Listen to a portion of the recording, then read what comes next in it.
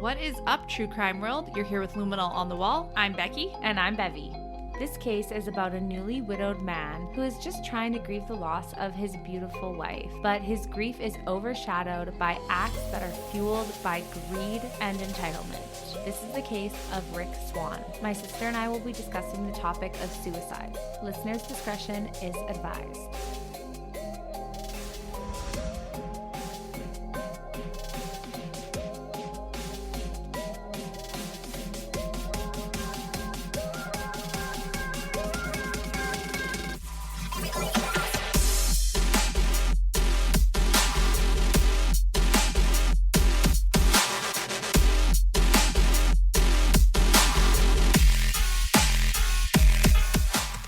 Hey there, Bev. Hey, Beck. So before we get into the case, I have some news to share. You already know about it, but our listeners don't. I am boxing in a charity match Heck yes, you are. at the beginning of March. I signed up, got a bunch of training for it, and I can't wait to fight for the cause, which is the Canadian Cancer Society. Yeah, it's a great cause. It really is. They do great work. I love the event, like amateur boxing. Yeah. What? Low-key, I'm very scared. I don't necessarily want to get punched in the face, but I thought, challenge myself. This will be great. Yeah, For the cause. for the cause. So if anyone wants to donate, we will be posting the link on our Instagram story as well as our page. And don't forget, it's Luminal on the Wall. Yes, it's going to be so awesome. And I'm just going to put it out there. If anyone does want to come to the fight and see Becky boxing it out in the ring, well, you can DM us directly on our Instagram page and we will give you the link to purchase tickets.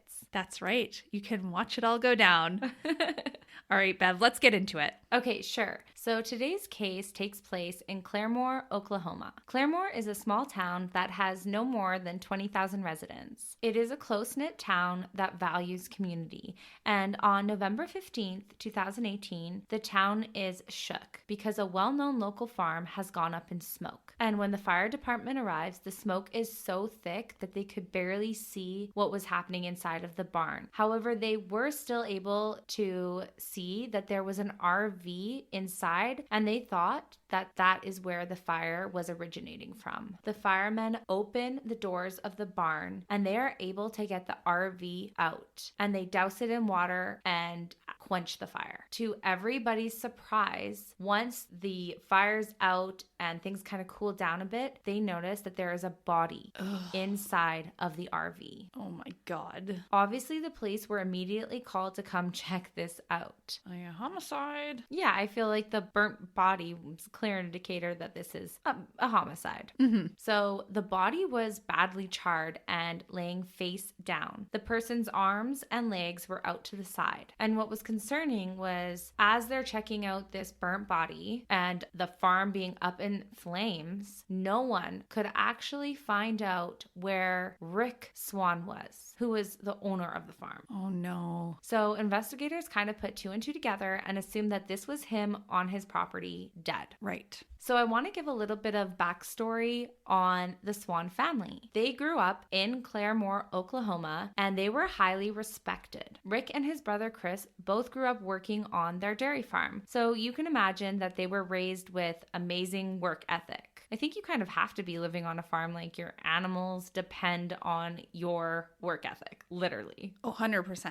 Yeah. So the Swan family was always really close. And although, like most families, they had their ups and downs, they still remained good friends. Like us, Becky. Oh, yeah. And as Rick got older, he was known for his work hard, play hard attitude. And when Rick wasn't working on the dairy farm, he worked on pipelines. And this job was said to have taken him all over the U.S. This type of work meant that Rick was never settled in one place for long, and it really didn't facilitate the family lifestyle that Rick had always wanted. However, by the age of 45, Rick had settled down in Claremore once again and had reconnected with one of his childhood friends, Kathy Pavey-Foster. Not long after they reconnected, their relationship grew into something amazing. Family and friends of Rick said that he completely adored Kathy, and he would do anything for her. Now, Kathy's earlier years had proven to be a bit rocky in regards to her mental health. Her depression would come and go, and she had seen many therapists and doctors, and had been prescribed many medications. Despite those interventions, Kathy had at one point attempted to end her life. This was a challenging time in Kathy's life because she also had 2 sons to take care of that were from her previous relationship. Their names were Brandon and Kevin Foster. Although Kathy was a loving mom, her relationship with one of her sons, Kevin, had become a bit strained before she started dating Rick because Kathy had kicked Kevin out of their home because of his behavior. Oh, man. I know. And because of this, they were not on speaking terms and hadn't been in contact with each other when she met Rick. Oh, wow. That must have been a big Blowout, thing. Yeah. Oof. Right? I mean, he took getting kicked out pretty personally, I would say. Yeah. I mean, if I got kicked out when I was a teenager, I'd be pretty pissed. Yeah. I was also an angel then, so. You were an angel. I mean, if I got kicked out, I don't think I'd be surprised. I feel like she but my probably MO was deserved it. running away from home. So she wouldn't have got kicked out. I She didn't would have even give ran them away. a chance. That's right. To kick me out. You don't kick me out, I run away. That's right. Don't even fucking try. No, I'm just kidding. Okay. So this relationship and the strained nature of it troubled Kathy greatly because she loved her son. Yeah, no kidding. And when she met Rick, their dynamic had bothered Rick because he could see that his partner was hurting, which is like so caring, I have to say. He seems like a really nice guy. Right? Yeah. And so because of this, he went out of his way to reunite Kevin and Kathy. He brought Kevin back to Claremore, set him up in a trailer on his property, got him enrolled in school, and then eventually Kevin got a job at the bank. Wow, it sounds like, I mean, I don't necessarily know what Kevin's life was like before, but obviously he was doing something bad for her to kick him out. So to see him turn it around with Amazing. the help of Kathy's new partner like that, that's amazing. That is amazing. I mean, it's obviously going in the right direction. Yeah. So we think. So we think. So we think. Dun, dun, dun. Cue the dramatic music. Yeah. AKA me, Becky. So just like us, Rick thought that the way Kevin turned his life around and the trajectory of it was amazing. Additionally, Rick was really excited about the new family dynamic between all of them because, as I had mentioned earlier, he never really got to have a family of his own, but it was something that he had always yearned for. Yeah, this is finally his chance. Exactly. To be the stepfather of a young man. That's right. So he considered Brandon and Kevin his stepsons, and he really cared for them and their well-being. However, despite being reunited with her son, Kathy still struggled with her mental health. Aww. That being said, Rick was so supportive of the struggles that Kathy was going through and would bend over backwards to help her get through those rough moments. He was in this relationship for the long haul. God damn it, he sounds so wonderful. That he does, Becky. That he does. So in 2005, Rick proposed to Kathy with a gorgeous 2-carat ring. Woo woo! And she obviously accepted, and the pair were married not long after. Now we're going to fast forward about 11 years after they were married. And on October 7th of 2016, Kathy passed away by suicide. And what? I know. Like Man. a shocking turn of events. What a battle she went through. What a battle. I know. It's so sad to hear that, right? We already know that she's struggling with her mental health and that she's already attempted one time, and to see it actually happen is, I mean, it's just devastating. Her family must have been so distraught. Yeah. And you know, Rick was absolutely devastated, and his family was actually really worried about him because he just lost the love of his life. And there were times when they thought he might end his own life. Oh my gosh. I know. I mean, you would never want that to happen, but it just speaks to the sadness and the grief that he was going through, the sorrow. Ugh. I find that word a little bit more descriptive. I like that word because sorrow just feels so deep, you know? Yeah. Like in the heart. It's in the soul. I know. It's just sad to hear. So about 4 months after Kathy passed, Rick had found her suicide letter, Becky. Oh my God. 4 months after? 4 months after. Is that a good or bad thing? Well, let me get into that. First, I'm going to outline a little bit about what he found in the letter, And that was that Kathy had spoke of the demons that she was truly fighting and the pain that she was in. And although Rick was still really grief-stricken, his family noticed a change in him after that. They said it seemed like a source of closure for him. And from that point on, he was actually able to move forward and there was a light at the end of the tunnel. And I can definitely see how it did act as a source of closure for him because, as we mentioned earlier, like, he doesn't want his wife to struggle and to go through turmoil. I mean, he literally reunited her and her son because he cared so much about how she felt. So hearing that she was in turmoil and upset and was struggling so much, I feel like it might be easier for him to accept what happened solely because he cares so much for her and wouldn't want that for her. Oh yeah, I agree. And it must just be the worst feeling to have a loved one commit suicide and have them not leave a note and be completely oblivious to maybe how they were feeling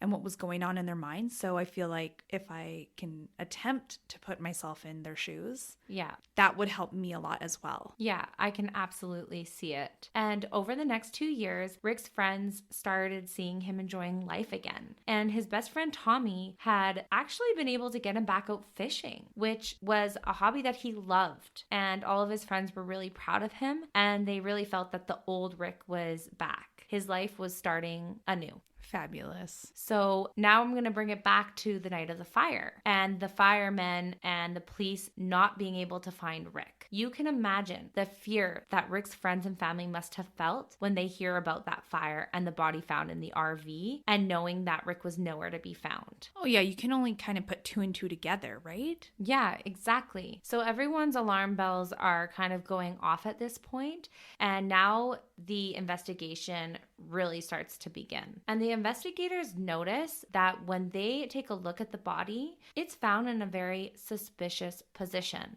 face down, arms and legs out. And they also notice that there were gunshot wounds to the lower back of this body, also the abdomen area and the back of the head. Oh my gosh. Yeah, so kind of all over. All over. And the investigators now, as we said earlier, are going about this as a homicide. Unfortunately, as we know, fires ruin evidence. They destroy evidence, and the collecting of evidence can be painstakingly long and tedious because things have to be sifted through and a very watchful eye is needed. You could miss anything, Bev. I know. It's all burnt to a crisp. Like, how do you know what the fuck you're looking at? Like, is that a bone? Is that a piece of wood? Plastic?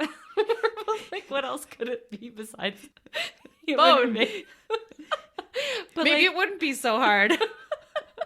Either way, every single piece of evidence is going to be tiny and it's just going to be hard to look through. Like, maybe the bone fragments are so small that it could be sifted, like it could fall through the cracks of the sifting process. That's true. Who knows? But at least Rick is intact. Yeah. And actually another lucky find is that the investigators locate 3 9mm shell casings, and they also are able to confirm that it was, in fact, Rick who was dead. Oh, man. I mean, we saw that coming, but like, damn. Yeah, it's like, shoot, our suspicions about this were correct, and a beloved man is dead. So when it is confirmed that it was Rick, Rick's best friend Tommy calls Rick's lawyer to let him know.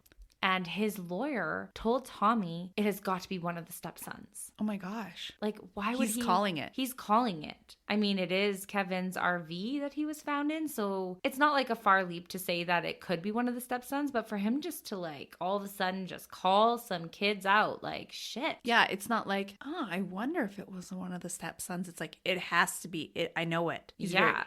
So I'm going to give you some more details as to why maybe he had assumed this, Rebecca. So apparently, after Kathy's suicide, Rick's relationship with Brandon and Kevin had taken a turn for the worse. Oh. The boys were obviously hurting. They had just lost their mother. However, they seemed like they wanted someone to blame for Kathy's death. And all the anger that they had was directed at Rick. Right. Oh. Brandon had actually stopped communicating with Rick and just went on his own way and tried to move on with his life. However, Kevin stayed in communication with Rick, but he was angry with him as well. And as we know, Rick had kind of brought him back into the family and gave him guidance. Right. And in 2017, Rick added Kevin to one of his checking accounts so that Rick could have some assistance handling financials because Kevin was, of course, in the financial sector. Right. He works at a bank. He works at a bank. At that time, Kevin had been working at a Tulsa bank, but apparently things were not going well for him financially. How ironic. How ironic. The person who works at the bank isn't doing well financially, doesn't have a handle on their finances. Interesting. And yet he's responsible, or at least helping Rick with his. Riddle me that, Rebecca. Riddle me that. However, Rick, being the kind man that he is, had actually reached out to Kevin to help him and was giving him small loans to assist him. Oh. Apparently, Rick's family owned quite a bit of land, and because of this, they were pretty wealthy. They were also known for their generosity. Hence why Rick reached out to Kevin. Clearly, yes. On top of his love for Kathy. Oh, yes. And that as well. Continuing to care for her sons thereafter her death. So Rick had loaned him about $7,500. And because of the loan situation, Rick decided to look over the checking account that he gave Kevin access to. And he noticed that Kevin had been taking money from the account on top of the loans. What a ween. What a greedy motherfucker, hey? Oh my God. So although Rick wasn't necessarily happy about Kevin taking the money, he kind of gave him a small slap on the wrist and swept it under the rug. Should never do that. Yeah, it kind of seems like a mistake because that's just so deceitful to steal money from somebody. When they trust you? Yeah, it shows a real flaw in their character and a lack Absolutely. of respect for the person they're stealing from. No good. I know desperation can cause people to make some pretty shitty decisions. That it can. However, it just still seems like Kevin is taking advantage of Rick. And I just don't think that should be swept under the rug, Becky. No, it should not. But he did. But he did. And furthermore, Becky, something that will blow your damn mind is that despite Rick going truly above and beyond and being taken advantage of, Kevin still wasn't happy with what Rick had actually given him. Are you kidding me, actually? Right? Like, the fuck? He helped you so much. He gave you $7,000. Like, how are you not thankful as fuck? If someone gave me $7,000, I'd thankful? be pretty grateful. Yeah, no doubt. So Kevin, being the little POS that he is, let Rick know that he was wanting some of his mother's property, specifically her 2-carat engagement ring. Oh my God. You know, Kevin tried to play it off to Rick that it was sentimental to him because it was his mother's and it was the only thing that he had left of her. Blah, blah, fucking blah. Right? When we know. You being greedy, son? You being greedy, son? Like, you want the money that 2-carat ring can offer you. Yeah. You don't want no sentimental value from this piece of jewelry. What a shyster. What a freaking shyster.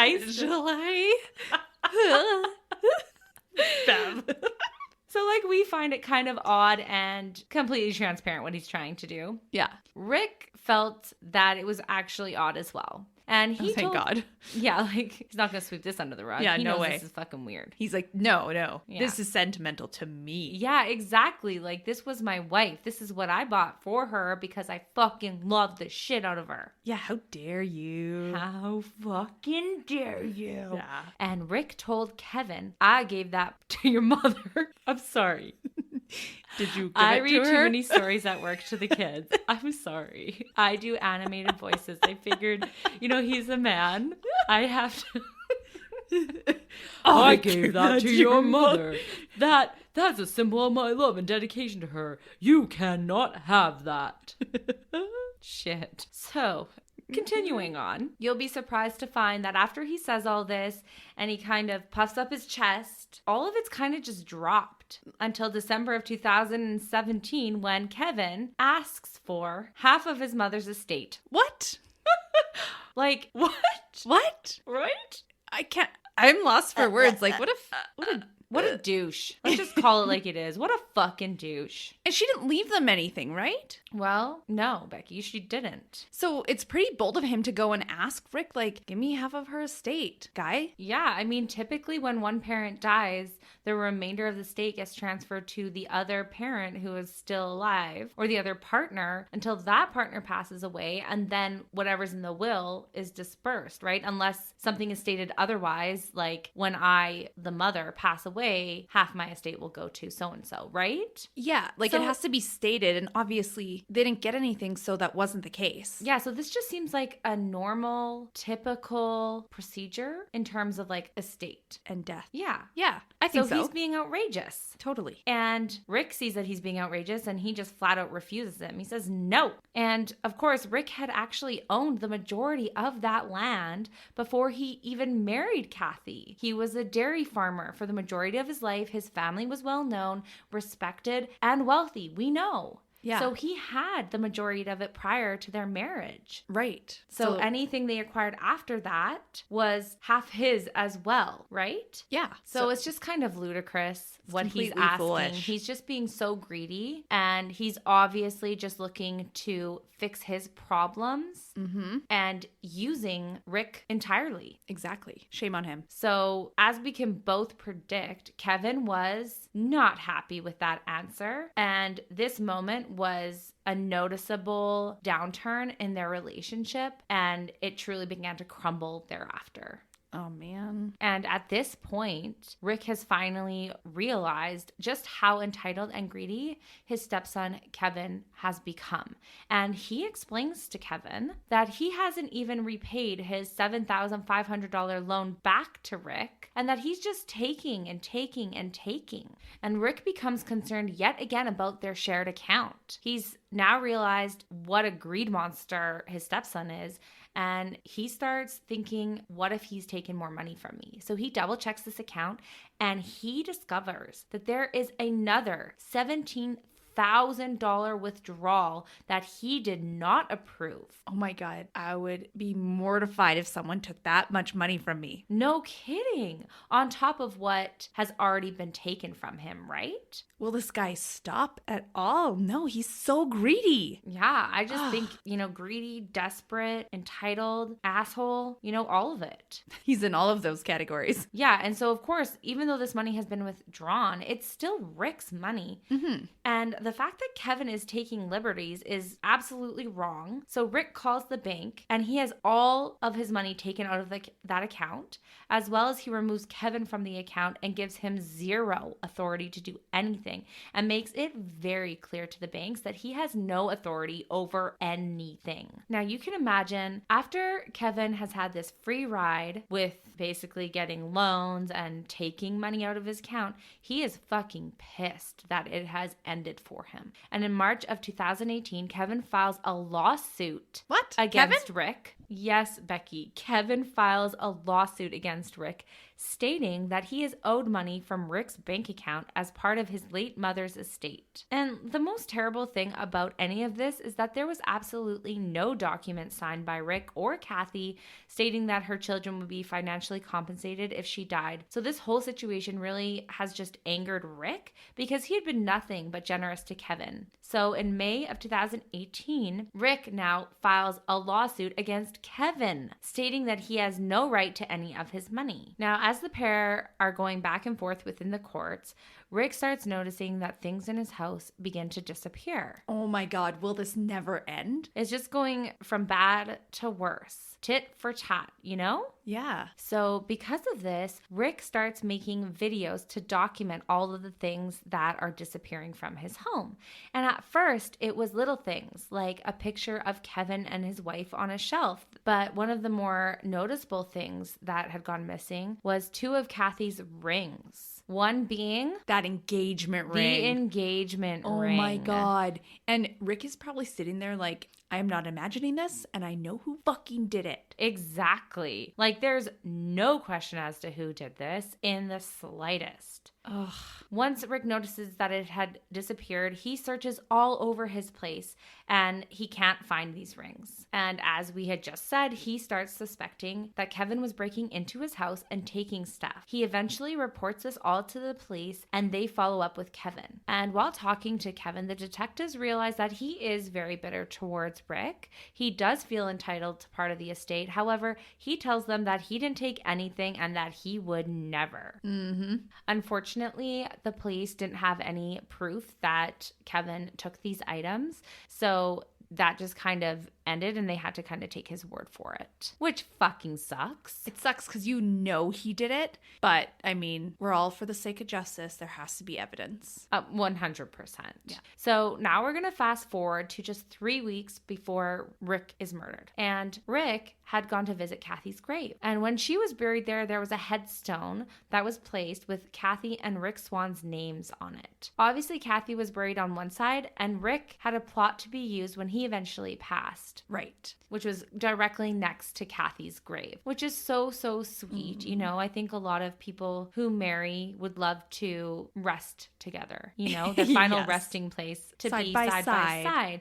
And it's so sweet. But when he visits her grave, to his absolute horror, there was a second headstone placed on the left side of Kathy's grave. And it had her picture and her maiden name on it, Becky. No. This obviously hurt Rick to the core. And he Yeah. clearly suspected that Kevin had done this. I wonder if that's what the $17,000 was for. That, honestly, who knows? That could totally be it. Oh my gosh. Or maybe the initial amount that he took out, which was what, $7,000? Yeah, I've never bought a headstone before. Neither have I, but who knows? It would have cost him at least a good chunk of change to do it. And if he's struggling financially, I mean, where else would he have gotten the money? Well, exactly. So that's just fucked up, right? Could you imagine if it was Rick's money and Rick actually indirectly paid for that second hurtful headstone? I know. It makes my heart hurt. What a slap in the face to Rick, hey? No kidding. So it just seems like this was vindictive to yeah. kind of get under Rick's skin. Because why else would the gravestone have her maiden name on it? No other reason. No. There's exactly. no purpose. Just to devastate Rick. Ugh. So because of this, Rick went to his attorney and they filed a protection order against Kevin. And it stated that he was no longer able to visit the grave or make any adjustments to it until they went before a judge. And this hearing was set for November 15th at 3 p.m. November 15th. November 15th. Now, if you remember, Becky, this was the same day that Rick was found dead in the barn. Yes, it was. Right? So, number one, I just have to say, what a fucking protection order. You may not visit your mother's grave. I mean, he kind of had that one coming. I feel like that's a logical consequence to his choice. For sure. But like, damn. Damn, I've never heard of anyone having like a restraining order for a grave. For a grave, right? Do you imagine? Be like, crazy. it makes you sound like a really bad person, Kevin. Yeah. You got a restraining order. Against your mother's grave. Like, come on. Get your shit together, bro. Yeah, get your head out of your ass. Fuck. Ugh. All right, so now we are going to jump forward to the day of the murder. After the fire department realizes that this is suspicious, they call the cops and they start their investigation immediately. Right. They're informed by neighbors that Rick most likely has cameras all over his property. But the police looked high, they looked low, and they could not find a single one, Becky. However, while talking to the neighbors, one real credible witness said that at 10:40 a.m. that morning, they saw a red Mini Cooper parked outside of Rick's gates. Oh. And it was only a mere 30 minutes later that the fire was reported to emergency services. So now the detectives are looking for this red Mini Cooper. Oh yeah, they need to find that. Yeah, I mean, this is the answer, I feel like. Despite the fact that we're all thinking Kevin done it. Come on now. Must be Kevin's car. It's gotta be Kevin. You got a restraining order against a grave. You're a fucking thief, bitch. You're bad. You killed someone. You're naughty. You know. And we know it. We know what you did, Kev. So we think Kevin is guilty because we know all about all of his sketchy behavior and entitlement and greed regarding Rick and their relationship. However, the cops need some real evidence. So they begin with this red Mini Cooper. They have to find out who owns it. Yeah. Because they truly have no idea. First step. First step, find out who owns the car that was seen at the scene scene of the crime prior to the murder. Yes. Logical place to start. So they go to several convenience stores along the route that's heading away from Rick's farm. Right. And they find one security camera actually has the Mini Cooper on it. But the video is of low quality and they are not able to get tags or see who's in it. So now they're on the search for this red Mini Cooper and they send out a bolo for this vehicle. Right. Now, the good thing about a red Mini Cooper is that in this area, it's not really a common vehicle, so it really stands out to everyone. And before the cops can get a hit on a red Mini Cooper, they get a call from the cemetery where Kathy is buried. And one of the workers there said that they noticed a red Mini Cooper speeding out of there, Becky. Out of the cemetery? Yes. What? And when they go look, they notice that the original headstone that had Kathy and Rick's name on it had been pushed over, and the headstone with Kathy's name on it was still standing. As detectives talk to people within Rick's life, they realize that this headstone is a recent source of contention between the two. Right. So they start looking into Kevin's background, and they realize Kevin has a red Mini Cooper. Well, of course he does. Of course he does. Of course he does. We knew he did. Duh. But now the cops do too. And they see that Kevin worked at the Tulsa bank, but in March of 2018, he had lost his job because he was caught embezzling money from the bank. Oh my God. So he's stealing money from Rick. He's stealing money from the bank. He is fraudulent. Excuse me, sir. You're very fraudulent. Excuse me, sir. Oh, Can dear. you stop that fraudulent behavior? It's not right. Lest you get arrested. But he does actually get arrested, Becky. He gets arrested for that because now they're in the know. Yeah, and he's now a criminal. Yeah, exactly. He was before, but now he's a known criminal. So all of this happened just a few days before he filed his lawsuit towards his mother's estate against Rick. Oh my God. Yeah, like he's in desperate need of money. He no longer has a fucking job. So at this point, detectives are growing suspicious of Kevin.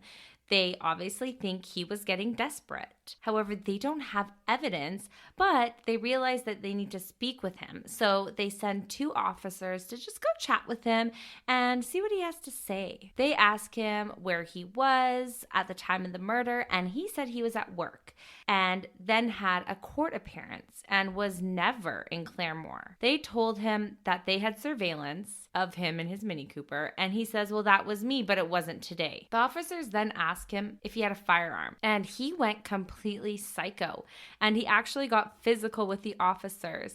So he ends up getting arrested, and they take him to jail at that point for obstructing a police officer. I feel like all the investigators, when they hear that, they're probably thinking the exact same thing we are. Like, what a freaking idiot. He had to have done it. Like, you just outed yourself. Like, come on, guy. Like, why are you behaving the way you are? Yeah, like, the officers know that Rick was shot, and it looks like Kevin does too. Yeah, with right? his own firearm. Just saying, saying. So now detectives decide to talk to Kevin's wife, Alyssa. She said that Kevin had gotten another job and that he wasn't home because he was at work. She obviously clearly fully supports him. She thinks the world of her husband. She sees him as someone who is professional, successful, and intelligent. And to prove his innocence, Alyssa actually hands over 2 guns that Kevin owned, and one of them was a 9mm. So those are sent off to be examined at that point. And Becky, this is so sad to me, just because people who are deceitful in general and like shisty and everything, like, it's so sad because that's what he was doing, and yet his wife just has no idea. She has full faith in him. Yeah, like thinks blind he's amazing, faith. like blind faith. Would never think her husband would do something like murder or like theft or any of that. Like, just thinks he's the bee's knees, and she's gonna be the one who undoes him because because of her faith in him. She's yeah. like, no, he must be innocent. Yeah, check our guns. No like big no deal. big deal. Clear his name. But you see, that's what an innocent person does. Exactly, right? Not I'm like, beat Kevin a over police there. officer up like you got a firearm. Fuck you! I'm gonna throw hands. Put your dukes up, bitch. Yeah, Just like what does that solve? Yeah, Nothing. nothing at all. They So think you're more guilty. exactly. So in the meantime of these guns being examined, the police officers actually get a call from Rick's attorney. And he tells the investigators that he got a really odd phone call from Kevin. And as we remember, Rick and Kevin were due to appear in court on November 15th. And Right. it turns out Kevin showed up, but it was postponed due to the fire at Rick's place. And Kevin had called Rick's attorney to see when they could reschedule, as this needs to be resolved. So when detectives hear this, they're unsure if Kevin is completely oblivious to what has happened to Rick, or if he appears at court as a cover-up appearing to be innocent. I would say the latter, but you know, that's just my measly opinion over here. So while Kevin sits in jail, detectives are trying to do their due diligence. You know, maybe he really was at this new job and maybe he didn't do anything to Rick. So their next avenue is to look at Rick's other stepson, Brandon Foster. So as they were talking to Brandon, they realized that he was being very cooperative. And they learned a few things about the nature of Rick and Brandon's relationship. And what that was that they realized that Brandon did have a lot of anger towards Rick after his mother had passed away. And they learned that Rick and him were not really friends and they didn't really stay in communication. However, it was noted that Brandon did not quite have the bitter hatred that his brother Kevin had towards Rick. And even Brandon thought that his brother was kind of out there in left field with the amount of disdain he had for Rick. He didn't really understand it himself. As well, Brandon was able to provide a solid alibi to rule out his involvement in this case. He also showed investigators some pictures that his brother had sent him months ago. And what that was a human-shaped target filled with bullet holes. And underneath it said, "Rip Rick." Oh my gosh. And around this same time of talking to Brandon, detectives also learned that just months before Rick's murder, he had gone and changed his will. Oh. He decided to make changes because he had been very giving to the boys and loving, but when his money had been stolen from his bank account and the new headstone had been put on Kathy's grave, he decided that he was basically going to cut them out of his will. But instead of completely cutting them out, he actually made it so that when he died, Brandon Foster would get $2 from his estate and Kevin Foster would receive only $1. What? And, you know, I almost think that this is worse than completely cutting them out. Like, it's a big fuck you. Yeah, it is. Like, could you imagine you're sitting there and be like, oh, I wonder what I'm going to get after my parents die? And being like, $2 fucking dollars? $2 goddamn dollars. I can't even buy a coffee from Tim Hortons. Yeah, I feel like that. I feel though as though like Brandon didn't deserve that, but Kevin sure did. Yeah, he was more just like making a point. Yeah, and the boys never knew this, but could you imagine if they had found that out? On top of everything that was going on, Rick would have died sooner. Oh, for sure. For sure. They would have been pissed. Yeah. So after all of this is said and done, Brandon is ruled out. However, the investigators realize that everything is continuing to point to Kevin. So they continue on with their investigation and they actually called Kevin's job to see if he was working that day. And his employers informed the officers that he had been let go when they learned of his embezzlement charges. So at the time of Rick's death, Kevin was not working. He did not even have a job. And sadly, he had led his wife to believe that he was employed and providing for his family. That poor woman. Right? Like as we said earlier, she was deceived. Blind faith. So while Kevin is in jail for obstructing an officer, they get a search warrant for his red Mini Cooper. And they find a smashed cell phone and a key to a locked safety deposit box at a bank. Ooh.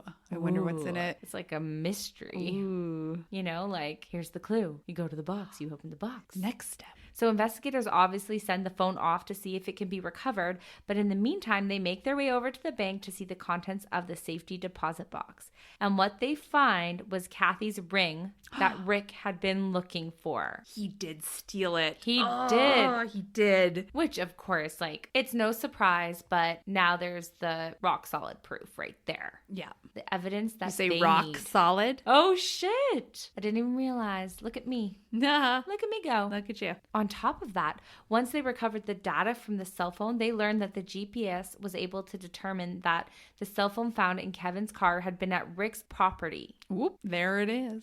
In addition, they had actually found deleted photos. And the first one they found was an image of a burning body. What?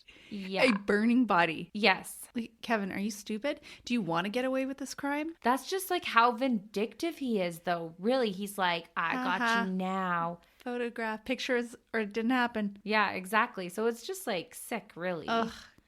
There was also a short video of Rick's barn on fire. Like, Okay. what are you doing, bro? Think smashing it will help? Yeah. He's literally like doing a play-by-play. Yeah, exactly. No, it wasn't me. Yeah. It's like if there was Snapchat, it would have been on there. Yeah, yeah. Like, shit. Damn. So because of all the evidence compounding, detectives realized Kevin murdered Rick. So on December 5th of 2018, Kevin Foster is charged with murder. He pleads not guilty, and his trial is then scheduled for November of 2019, so only about a year later. While waiting for the trial, Rick's brother had been cleaning out the barn where he died, and amongst all the rubble and everything that was in there, and stumbles upon Rick's game camera, which was hidden. Ooh. So remember earlier we said that the cops have been looking for one, and they never found it. And the reason why is because they had been looking outside where the majority of people would use those types of cameras, like in the trees, to search for wildlife on their property. Right. Not in a barn. Exactly. But Rick actually used it as a kind of security camera and protection in his barn. So when it was handed over to detectives and they start loading the videos that were found on it, they realized that this game camera was the smoking gun for this case. Because how the game camera works is when it senses motion, it turns on and it automatically takes a photo. So it turns on and it captures Rick turning on the lights in the barn, and Rick's RV is just slightly out of view of the camera. However, a minute and 12 seconds after he turns on those lights, they see a photo of Kevin's shoe on camera. Oh my gosh. He walks into the photo frame, and on camera there is a clear photo of Kevin wielding a gun in his right hand while facing the trailer. No, he is not. Yes, Becky, this is all caught on camera. Oh God. And also what is slightly eerie about this is the way he's dressed, because he's dressed in a nice suit because we know that he was lying to his wife about going to work and having a job. So he's just like dressed all nice and just ready to kill Rick. Yes. Terrible. He's a bad human. Yeah. My God. Like insane, right? Mm-hmm. So after you see Kevin looking at the RV with the gun in his hand, from that point on, you never actually see Rick on the camera again. So detectives assume that when Kevin arrived, Rick was still in the RV. Right. And then you see Kevin head towards the RV and is in there for some time. Then he's captured coming back out of the RV. He is wearing a glove on his right hand and a bag of stuff that he apparently was going to steal. And in the following frames, you then see him carrying around gas cans. And then the barn gets smoky and dark and eventually bursts into flames. And that is all caught on camera. Yes. And you know what the friggin' annoying thing is about all of this? Like, to the bitter end, not only is a murderer, but he's still a fucking thief. Like, he's really gonna go steal some more shit. That's fucking gnarly. Yeah, it's just slap in the fucking face. Just a terrible thing to do. So as we know, the investigators as well as the district attorney believe that this was almost a smoking gun. However, there's always that small chance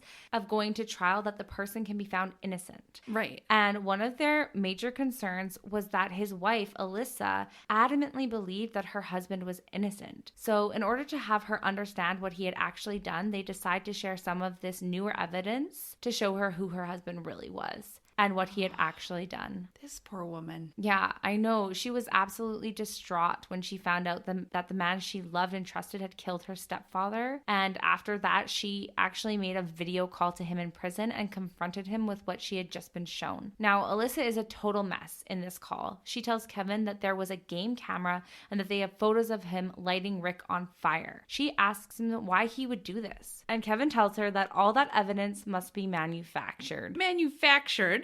My ass, right? Yeah. Oh my God. He's Like, the worst. I know. It's like evident, buddy. You're on there. She saw you. Like, Rick was why on there. would they fucking manufacture anything? Yeah, they have no reason. Yeah, they just want to bring justice and put a criminal in jail. Yeah. Like, come Did they on. also manufacture your Mini Cooper? Yeah. Fuck no, they didn't. Did they manufacture your fraudulent activities? Did they manufacture your GPS? Yeah.